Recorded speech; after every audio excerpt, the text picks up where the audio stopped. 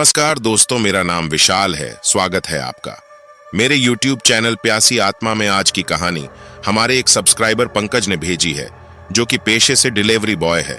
तो चलिए अब यह कहानी पंकज के जुबानी ही सुनते हैं। लेकिन कहानी को शुरू करने से पहले बस मेरी आपसे इतनी गुजारिश है कि आप अगर इस कहानी को पूरा सुनेंगे तो आपको सच में डर का एहसास होने वाला है।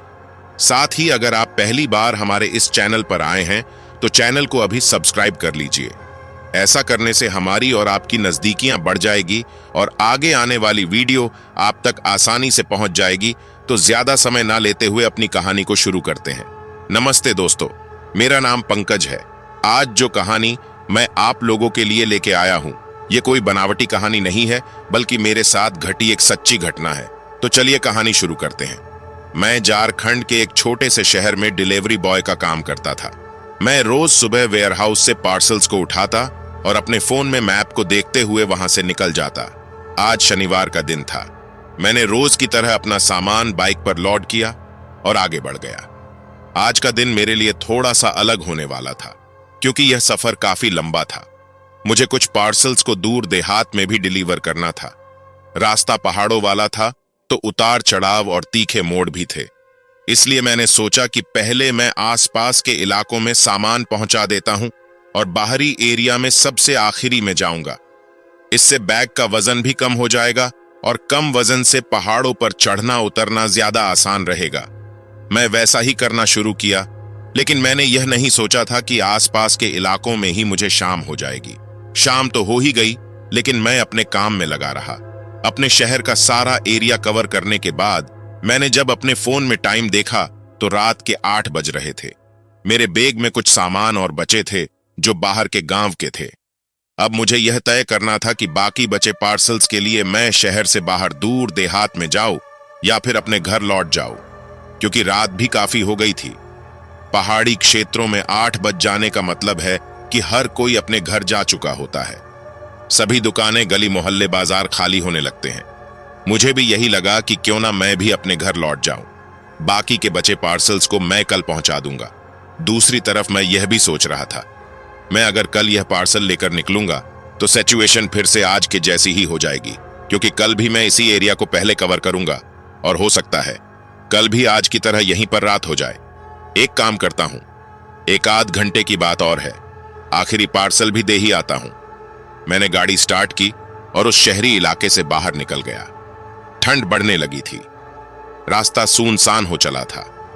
सड़क पर कोई स्ट्रीट लाइट नहीं होने की वजह से हर तरफ गहरा अंधेरा दिखाई देता।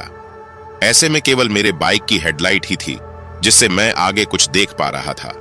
लेकिन फिर भी सामने देखकर यह पता नहीं लगाया जा सकता था कि मैं जिस सड़क पर चल रहा हूं उसके ठीक किनारे में कोई पेड़ है, पहाड़ है या गहरी खाई। अंधेरे की वजह से आसपास बिल्कुल भी नहीं देखा जा सकता था।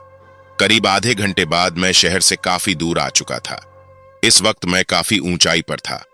मैं थोड़ा रुककर अपने फोन को चेक करने लगा।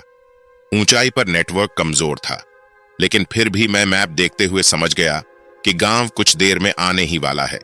तभी मुझे पीछे से किसी ने आवाज दी, ओ पंकज भाई। मैं हैरानी से पीछे देखा, लेकिन अंधेरे की वजह से कोई नहीं दिखा। मैंने आसपास भी देखा, कोई नहीं था। मेरी घबराहट बढ़ने लगी। इस सुसान जगह पर इतनी रात को कौन है जो मुझे आवाज दे रहा है? कहीं ये मेरा भ्रम तो नहीं? ओ भैया, मेरे पीछे से फिर से कोई आवाज आई। इस बार मैं सहम गया। यह आवाज दूसरी बार काफी देर बाद आई थी। मुझे यकीन हो गया कि यह मेरा कोई भ्रम नहीं है, बल्कि सच में कोई है जो मुझे आवाज दे रहा है। मैंने अपने फोन का फ्लैश ऑन करके अपनी बाइक के पीछे देखा। कोई खड़ा था। गहरे काले रंग का आदमी, काले कपड़ों में उसका रंग सामान्य से ज्यादा काला था। मैंने वैसा आदमी पहले कभी नहीं देखा था। फ्लैश चलाने के बावजूद उसकी सफेद आंखें ही थीं, जो साफ साफ दिखाई दे रही थीं। वह आदमी अब तक एक कदम भी नहीं हिला था, वहीं खड़े खड़े मुझसे मदद मांग रहा था। कह रहा था कि मुझे भी अपने साथ ले चलो, पास के गांव में ही जाना है, मुझे भी अपने साथ ले चलो। मुझे यह अजीब लगा। मैं मन ही मन यह सोचने लगा कि पता नहीं इस आदमी को मदद देना ठीक रहेगा या नहीं। यह कोई गुंडे मवालिया में से भी तो हो सकता है। इस सुनसान जगह पर यह अकेला क्या कर रहा है, और तो और अपना हुलिया कैसा बना रखा है। देखने में कोई कोयले की खान में काम करने वाला मजदूर लगता है। मैंने पूछा, अकेले हो क्या? हाँ, अकेला हूं। मुझे भी अपने साथ ले चलो।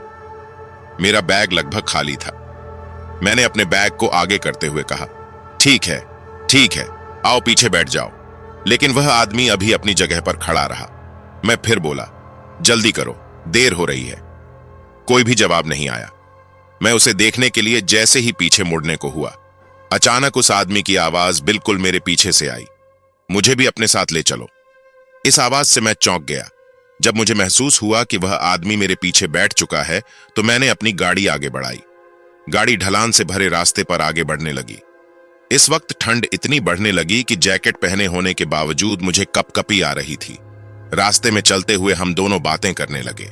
मेरे पूछने पर उस अजीब आदमी ने अपना नाम रवि बताया। उसने मुझे बताया कि दोपहर को वह अपने दोस्तों के साथ यहां आया था। उसका और उसके एक दोस्त रमन के साथ झगड़ा हो गया था। उसे पता ही नहीं चला कब उसके दोस्तों ने उसे नीचे खाई में धक्का दे दिया। मैं उसकी बात सुनकर अचानक भौंचक्का हो गया। धक्का दे दिया, इसका क्या मतलब है? आप सच में उस पहाड़ी से गिरे थे? इतनी ऊंचाई से गिरने के बाद आप बच कैसे गए? भाई सच बताओ, आप कोई मजाक कर रहे हो ना? मैं कोई मजाक नहीं कर रहा। मैं अभी अभी वहां से निकला हूं। मैं रोज वहां से निकलता हूं। इसके अलावा भी वह रास्ते भर बातें बोलता गया। उसकी इन बेतुकी बातों से और उसके बात करने के तरीके से मैं समझ गया कि यह कोई पागल है। मैं उसकी बातों को अनसुना करते हुए आगे के रास्ते पर ध्यान देने लगा। दरअसल उसे भी वहीं जाना था जहां मुझे जाना था।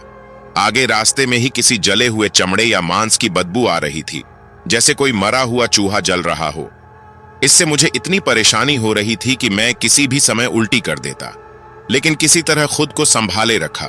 कहीं से हल्का हल्का धुआं भी आ रहा था, जो मेरी हेडलाइट के सामने आते ही दिखाई दे जाता था। कुछ देर बाद मैं धुआं से हट गया। ठंड बढ़ती जा रही थी, इसलिए मैं बाइक को काफी धीरे चला रहा था। मैं पीछे मुड़कर देखा, पीछे कोई नहीं था। मैं थोड़ा सा सहम गया। घबराते हुए सोचने लगा, कहां गया यह आदमी? बिना कुछ बोले ही चला गया। बता तो देता। कम से कम यह सोचते हुए मैं अपने आसपास देखा। सिर्फ अंधेरा ही दिखा और कोई भी नहीं। मैं आगे बढ़ने लगा। कुत्तों के भौंकने की वजह से घबराहट सी हो रही थी, लेकिन मुझे यह बात पता थी कि कुत्ते किसी भी अनजान को अपने इलाके में देखकर भौंकते हैं।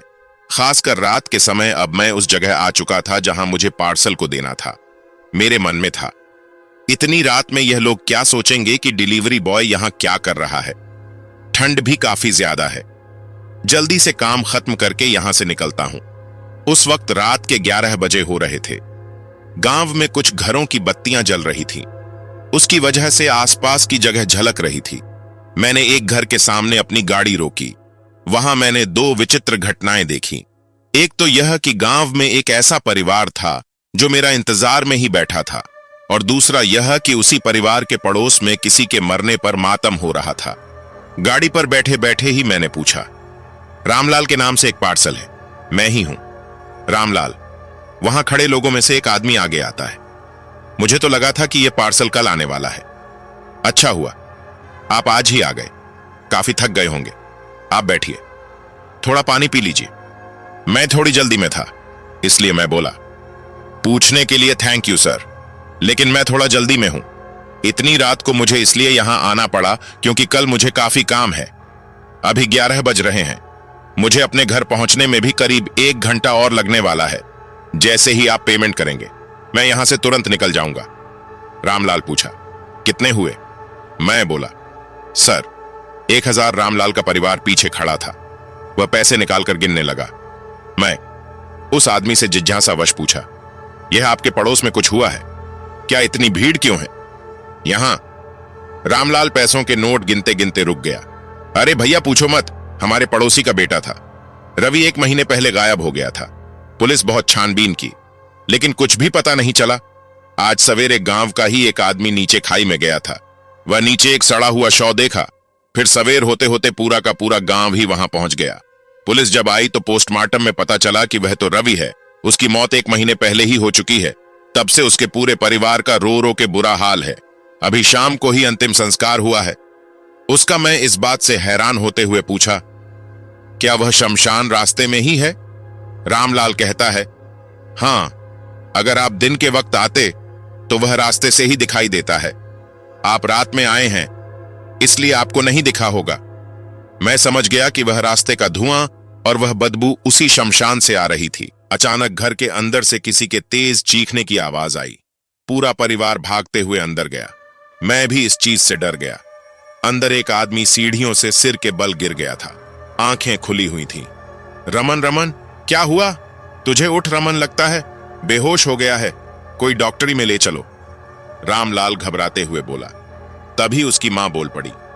बेटा बेटा सुन, तू पड़ोसी में अभी पुजारी जी बैठे होंगे, पहले तू जा उनको बुला के ला। लेकिन मां, यह गिर गया है, सिर में चोट लगी है, मरहम पट्टी तो करवाना होगा ना, पहले तू जा उनको बुला के ला। इस बार उसकी मां गुस्से से बोली। यह पंचमुखी रुद्राक्ष किस लिए मंगवाया था? 1 हफ्ते से इसी का इंतजार हो रहा था ना। अब इसका क्या करना है पुजारी जी ही बताएंगे। जल्दी जा, तू उनको बुला के ला। अंदर हो रही बातें बाहर तक सुनाई दे रही थीं, जिन्हें मैं हैरानी के साथ सुन रहा था। रमन, क्या यह वही रमन है जिसकी बात वह रास्ते में मिला आदमी कर रहा था, जिसने उसे पहाड़ी से धक्का दे दिया? क्या यह वही रमन है? लेकिन वो तो कह रहा था कि वह रोज वहां से निकलता है। यह रोज वहां से निकलने का क्या मतलब है? ऐसी बचकानी बातें तो कोई पागल ही कर सकता है। शायद यह कोई दूसरा रमन होगा, या होगा भी तो क्या ही फर्क पड़ता है? उस बेवकूफ की बातों पर ध्यान देने के लायक नहीं है। रामलाल भागते हुए घर से बाहर निकला और दूसरे घर की तरफ दौड़ पड़ा। मैं अभी बाहर ही खड़ा था, क्योंकि मुझे अभी पैसे नहीं मिले थे। मैं रामलाल को परेशानी से भागता हुआ देख उससे कुछ कह भी नहीं पाया। कुछ ही देर में पड़ोसी से रामलाल और पुजारी जी हड़बड़ाते हुए भीड़ से बाहर निकले और तेजी से घर की तरफ आए। रामलाल जल्दी से घर के अंदर चला गया, लेकिन पुजारी जी बाहर ही खड़े हो गए और मेरे तरफ देखने लगे। कुछ देर बाद वह भी घर के अंदर दाखिल हुए। अंदर रमन को इस हालत में देख पुजारी जी तराज को अपने हाथ में लेते ही बोल पड़े। अनर्थ अनर्थ हुआ है। जो कार्य 10 दिन पहले ही हो जाना चाहिए था, उसके लिए आप मुझे आज बुला रहे हैं, वह भी इस समय जब इस लड़के की हालत ऐसी हो चुकी है। पुजारी जी, मेरे बेटे को ठीक कर दीजिए। आपने जो रुद्राक्ष मंगवाने को कहा था वह भी आ गया है। मेरे बेटे को बचा लीजिए। पुजारी जी, उसके लिए जो भी करना होगा हम करने के लिए तैयार है। वह बहुत दिनों से परेशान है, ठीक से सो नहीं पाता, बुरे बुरे सपने आते हैं, किसी को कुछ बताता भी नहीं, रात को चीखने चिल्लाने लगता है, और आज तो हद हो गई। अभी अभी सीढ़ी पर चढ़ रहा था, एकाएक सिर के बल गिर गया। यह सुनने के बाद पुजारी जी ने कुछ भी नहीं कहा। वह अपनी गर्दन घुमाते हुए हर तरफ देखते हैं। फिर बाहर खड़े मुझे देख उन्होंने इशारे से मुझे अंदर बुलाया। मेरे अंदर आते ही उन्होंने मुझसे पूछा, क्या तुम्हारे साथ कोई और भी आया है? मैं तो अकेले ही आया हूं, मेरे साथ कोई नहीं है। मेरे जवाब पर पुजारी जी ने हल्के से मुस्कुराते हुए कहा, तुम झूठ बोल रहे हो बेटा, सच सच बताओ, क्या तुम्हें रास्ते में कोई मिला था जिसे तुम अपने साथ लाए हो? यह बात सुनकर मेरे पैरों तले जमीन खिसक गई। मुझे अचानक यह बात याद आई कि मैं किसी को पहाड़ी से बैठा के गांव तक लाया था। हाँ, रास्ते में एक आदमी मिला था, मदद मांग रहा था, कह रहा था मुझे भी अपने साथ ले चलो। मैंने उसे लाकर गांव तक छोड़ दिया। कौन था? वो हैरानी से रामलाल ने पूछा। मैंने कहा, मुझे नहीं पता वह कौन था, लेकिन उसने अपना नाम रवि बताया था। इस बार डरने की बारी घर वालों की थी। यह सुनने के बाद जैसे सभी के खून जम से गए। कोई कुछ नहीं बोला, सभी एक दूसरे की तरफ देख रहे थे। ऐसा कैसे हो सकता है? अरे भाई, तुम्हारा होश ठीक तो है? तुम्हें कैसे पता कि वह रवि ही था? रामलाल थोड़े गुस्से से बोला। मुझे कुछ भी समझ में नहीं आ रहा था कि मेरी बात से यह लोग इतने हैरान क्यों हैं। अरे सर, मैं गलत क्यों बताऊंगा? उसने जो अपना नाम बताया था वही मैं भी आपको बता रहा हूं। इसमें इतना चौंकने वाली क्या बात है? क्योंकि तुम जिस रवि की बात कर रहे हो, शाम को उसी का अंतिम संस्कार हुआ है। गांव में सभी लोग उसे रवि बुलाते थे। रामलाल की बात सुनकर मेरा दिमाग सुन्न हो गया, धड़कन तेज हो गई और मेरा माथा पसीने से नम होने लगा। मैं हांफते हुए पिछले कुछ समय की घटनाएं याद करने लगा कि वह आदमी हद से ज्यादा काला क्यों था। क्यों वह एक बार आवाज देने के बावजूद नहीं दिखा? कैसे वह बिना किसी हलचल के पीछे बैठ गया था और गायब भी हुआ था? ठंड भी अचानक बढ़ गई थी। उसके बात करने का वह तरीका, शायद वह दोपहर वाली बात 1 महीने पहले की कर रहा था। उसके रोज वहां से निकलने वाली बात शायद सच थी, और तो और गांव में दाखिल होते ही कुत्तों का वह जोर जोर से भौंकना, मैं जिसके साथ रास्ते भर बातें करता हुआ आया था, उसकी मौत 1 महीने पहले ही हो चुकी थी। इतना सोचते सोचते मैं पसीने से तरबतर हो गया था। तभी मेरे कंधे पर किसी ने हाथ रखा। ये पुजारी जी थे। कहने लगे, शांत हो जाओ बेटा, घबराना बंद करो। अभी तक तुम्हारे साथ जो होता आया वह एक छलावा था। तुम उसके जाल में फंस तो गए थे, लेकिन यहां तक सही सलामत पहुंच गए, यही बहुत है। मैंने माथे का पसीना पोंछा और बोला, यह छलावा क्या होता है? छलावा मरे हुए लोगों के आसपास होने का एक एहसास होता है। कोई इंसान मरने के बाद भी दिखाई देता है। छलावा अक्सर सुनसान या शमशान के रास्ते पर देखा जाता है। कभी यह मदद मांग रहा होता है तो कभी रास्ता भटका के दुर्घटनाएं करवाता है। तुमने चुपचाप उसकी मदद की, जो हर एक अच्छा इंसान करता, लेकिन तुम यहां सुरक्षित खड़े हो, यह तुम्हारा सौभाग्य है। पुजारी जी ने जवाब दिया। मुझे तो जैसे सदमा लग गया हो। यह बात भी मुझे आज समझ में आई कि मेरे घर वाले किसी शमशान के रास्ते जाने पर, किसी सुनसान जगह जाने पर, या अकेले किसी जंगली रास्ते से आने जाने से मना क्यों करते थे। मैं यह सोच सोच के परेशान हुए जा रहा था कि अब मैं घर कैसे जाऊंगा, क्योंकि जाने के लिए भी वही सुनसान शमशान वाला एकमात्र रास्ता था। दूसरी तरफ मुझे यह भी समझ में आ गया कि वह काला साया उसे खाई में धकेलने वाले जिस रमन की बात कर रहा था, वह यही है जो इस वक्त सामने बेहोश पड़ा है। रात में यहीं रुक जाओ, कल सुबह होने के बाद ही यहां से जाना। रामलाल ने मुझे दिलासा देते हुए कहा। घर के भीतर भी हर कोई सहमा हुआ था। बगल में खड़े पुजारी जी अपना एक हाथ बेहोश पड़े रमन के माथे पर रखते हैं और दूसरे हाथ में रुद्राक्ष लिए मंत्र पढ़ना शुरू करते हैं। अचानक रमन की आंखें खुलती हैं।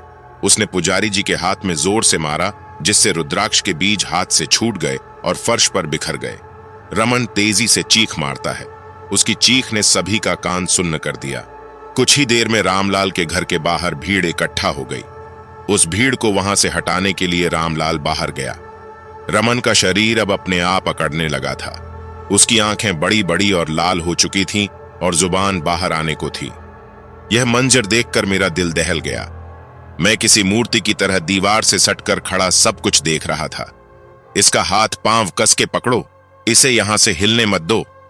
पुजारी जी ने घर के अंदर खड़े सभी लोगों से कहा। किसी ने उसके हाथ पकड़े, किसी ने उसके पैर, तो कोई उसके कंधे को दबाने की कोशिश कर रहा था। हैरानी की बात यह थी कि इतने सारे लोग मिलकर भी उसे शांत नहीं कर पा रहे थे। पंडित जी बिखरे हुए रुद्राक्ष उठाने के बाद घर से बाहर की ओर निकल गए। वहीं दूसरी तरफ बाहर से रामलाल दौड़ता हुआ घर के अंदर आया। तुम दोनों भी उसे कुछ देर के लिए पकड़ के रखो, मैं अभी आता हूं। ऐसा कहते हुए पुजारी जी घर से बाहर गए। कुछ ही देर बाद गंगा जल लेकर वह घर के भीतर आ गए। रमन चीख मारता हुआ खुद को बार बार छुड़ाने की कोशिश करता। धीरे धीरे उसे संभालना मुश्किल होता जा रहा था। पुजारी जी अपने एक हथेली पर गंगा जल लिए आंखें बंद करके मंत्रों का उच्चारण करने लगे। इधर सबकी ताकत रमन के आगे कमजोर होने लगी थी। वह जैसे ही सबको धकेल के खड़ा हुआ, उसके सामने खड़े पुजारी जी ने चेहरे पर गंगाजल फेंक दिया। रमन और भी तेजी से चीख उठा। उसके बाद वह शांत हो गया और चुपचाप नीचे जमीन पर बैठ गया, जैसे वह पुजारी जी के वश में आ गया। क्यों परेशान कर रहा है? कहां से आया है? बता, नहीं तो यहीं पर तुझे जला दूंगा, पुजारी जी ने कहा और गंगाजल उसके मुंह पर छिड़क दिया। रमन तिलमिला उठा। इसे मुझसे कोई नहीं बचा सकता, इसका भी वही हाल होगा। तुम लोग कुछ भी कर लो, मुझे नहीं रोक पाओगे। यह मेरे साथ जाएगा, इसका भी वही हाल होगा। क्यों मारना चाहता है इसे? पुजारी जी ने पूछा। मुझे धक्का दे दिया था, इसने मुझे पहाड़ी से धकेल दिया। मैं इसे नहीं छोड़ूंगा, ये मेरे साथ जाएगा, कोई भी इसे बचा नहीं पाएगा। मैं तुम सबको बर्बाद कर दूंगा, कोई नहीं बचेगा, ये मेरे साथ जाएगा। आधी रात तक रमन के साथ ये सब होता रहा। मैं थकान के मारे किनारे रखी कुर्सी पर बैठा सुबह का इंतजार कर रहा था। पलकें भारी हो गई थी, सर दर्द के मारे फटा जा रहा था। मैं कभी घर के बाहर खड़ी अपनी बाइक को देखता तो कभी घर के अंदर चल रहे इस अजीबोगरीब दृश्य को देखता। रमन के गले से निकल रही हर आवाज हर किसी के कलेजे तक को कपा देती थी। उस घर का कोई भी सदस्य रात में नहीं सोया। जैसे जैसे सुबह होती गई सब कुछ शांत होता गया। गांव पर हल्की सी सुबह की पहली किरण जैसे ही पड़ी, मैंने अपने पैसे मांगे और पुजारी जी से पूछकर वहां से शहर की तरफ निकल गया। रमन को रुद्राक्ष की माला पहनाई गई। करीब 1 महीने बाद शाम को रमन अपनी 2 मंजिला छत के ऊपर टहल रहा था। उसके छत की कोई बाउंड्री नहीं थी। रमन किनारे पर खड़े होकर अपनी माला को गले से निकालकर साफ करने लगा। अचानक वह माला उसके हाथ से छूटकर छत से नीचे गिर गई और तभी उसे किसी ने धक्का दे दिया। दोस्तों, यह थी हमारी आज की कहानी। यह कहानी आपको कैसी लगी? कमेंट बॉक्स में कमेंट करके जरूर बताना। फिलहाल कल मिलते हैं। बस आप अपना और अपने परिवार का ख्याल रखें और अगर अभी तक भी चैनल को सब्सक्राइब नहीं किया है तो कृपया करके चैनल को सब्सक्राइब कर लीजिए। आपका यह छोटा सा सहयोग हमें आपके लिए ऐसी ही कहानियां लाने के लिए प्रोत्साहित करता है।